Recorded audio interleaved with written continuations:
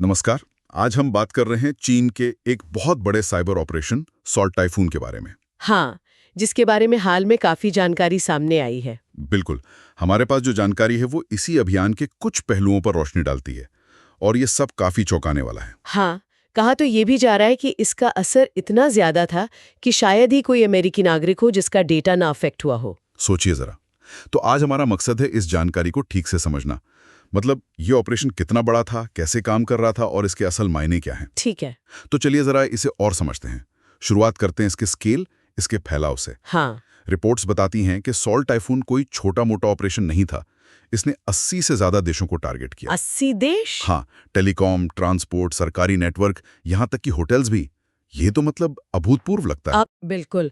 और यही बात इसे पिछले चीनी साइबर एक्टिविटीज से अलग करती है।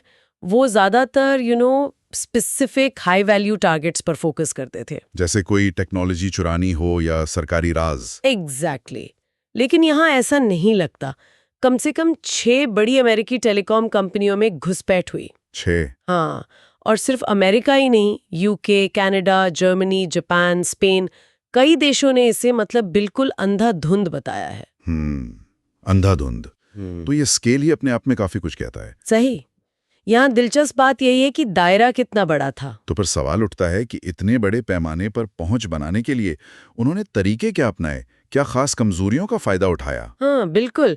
पता ये चला है कि हैकर्स ने वो सुरक्षा खामियां इस्तेमाल की जो पहले से मौजूद थीं, शायद जिन्हें पैच नहीं किया गया था। अच्छा, पुरानी वल्नरेबिलिटीज। हाँ, और इनके जरिए वो फोन रिकॉर्ड्स, टेक्स्ट मैसेज और नेटवर्क के अंदर के डेटा तक पहुंच गए। ओह। और चिंता की बात यह भी है कि रिपोर्ट्स के मुताबिक प्रभावित डिवाइस में कुछ पॉलिटिकल लीडर्स के फोन भी थे, यहाँ तक कि 2024 अमेरिकी चुनाव के उम्मीदवारों के भी। ये तो बहुत ही गंभीर बात है। यहाँ बात वाकई दिलचस्प हो जाती है। हाँ। अगर इतने बड़े पैमाने पर डेटा लिया गया जिसमें आम लोगों का भी डेटा शामिल है, तो इसका क्या मतलब निकाला जाए? क्या वो जानबूझकर आम लोगों को निशाना बना रहे थे? देखिए, सोर्स इस पर क्लियर नहीं है कि ये जानबूझकर था या बस वो इतने बड़े ऑपरेशन का साइड इफेक्ट। लेकिन नतीजा तो एक ही है ना। इतनी भारी मात्रा में डेटा। इससे चीनी इंटेलिजेंस एजेंसीज को एक तरह से वैश्विक स्तर पर कम्युनिकेशन, लोगों की एक्टिविटी, उनके कनेक्शन, इसका पूरा नक्शा बनाने की जबरदस्त क्षमता मिल जाती है। सही बात है। चाहे इरादा जो भी रहा हो, ये क्षमता अपने आप में बहुत बड़ी है। बिल्कुल। इससे एक महत्वपूर्ण सवाल उठता है कि इस डेटा का इस्तेमाल कैसे हो सकता है। अच्छा, इस पर पश्चिमी देशों ने कैसे रिएक्ट किया? क्या कोई मिलीजुली प्रतिक्रिया आई? हाँ, ये भी एक अहम बात है। अमेरिका, यूके और कई सारे सहयोगियों ने मिलकर पब्लिकली इसकी निंदा की है। ओके। और इसे चीन की साइबर जासूसी एम्बिशंस की अब तक की सबसे डिटेल्ड पब्लिक एक्नॉलेजमेंट माना जा रहा है। मतलब वो इसे बहुत सीरियसली ले रहे हैं। तो क्या इसे चीन की साइबर स्ट्रेटेजी में किसी बदलाव की तरह देखा जा रहा है, सिर्फ जासूसी से आगे कुछ? हाँ, एक्सपर्ट्स तो ऐसा ही मान रहे हैं। अगर हम इसे बड़ी तस्वीर से जोड़ें तो ये सिर्फ कॉर्पोरेट सीक्रेट चुराने जैसा नहीं लगता।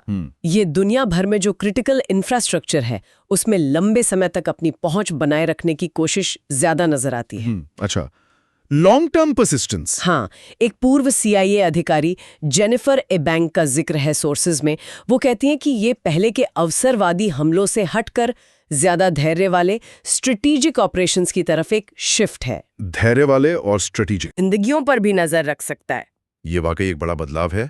और चीन का क्या कहना है इस सब पर? कोई जवाब आया उनकी तरफ से? रिपोर्ट्स के मुताबिक लंदन में जो चीनी दूतावास है, उन्होंने इस पर कोई भी टिप्पणी करने से इनकार कर दिया। टिपिकल।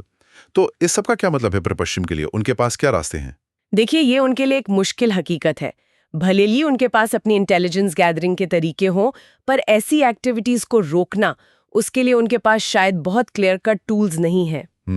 और ये चीन की बढ़ती साइबर ताकत को भी दिखाता है, जो अब कई मामलों में पश्चिमी देशों के बराबर मानी जा रही है। सही। तो कुल मिलाकर देखें तो सॉल्ट टाइफून एक बहुत बड़े स्केल का ऑपरेशन था। इसने न सिर्फ डेटा चुराया, बल्कि शायद चीन की रणनीति में एक बदलाव का भी संकेत दिया। और ये पश्चिमी देशों के लिए एक बड़ी चुनौती है। बिल्कुल।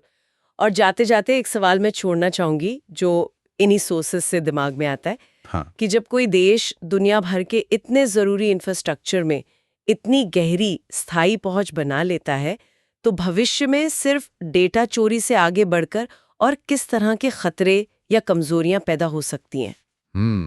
ये सोचने वाली बात है। इस सवाल पर विचार करने के लिए छोड़ते हुए आज की ये बातचीत यहीं खत्म करते हैं।